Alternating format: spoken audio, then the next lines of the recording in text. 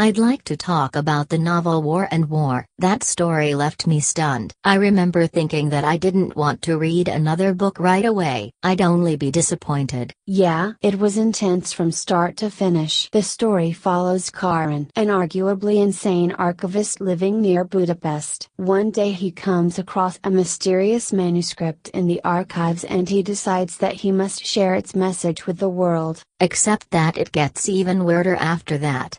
Okay, to be honest, weird is not even the correct word, maybe insane? So yeah, probably more insane than weird. He decides he needs to share his message from the center of the world. He takes his life savings plus the manuscript and sews it into his coat lining, then flies to New York. That is the center of the world for him. He decides that once it has been uploaded onto the internet, which will preserve it for eternity, he will kill himself.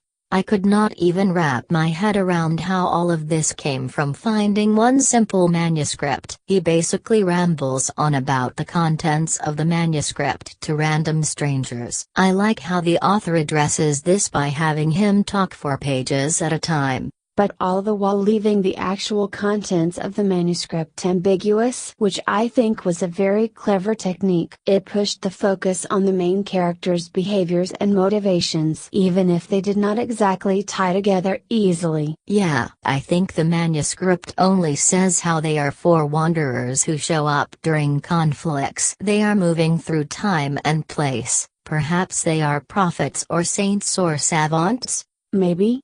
Or maybe not. The main character was not exactly a reliable narrator. I just think that's what makes this story stand out. Nothing is concrete. You cannot be sure of anything here.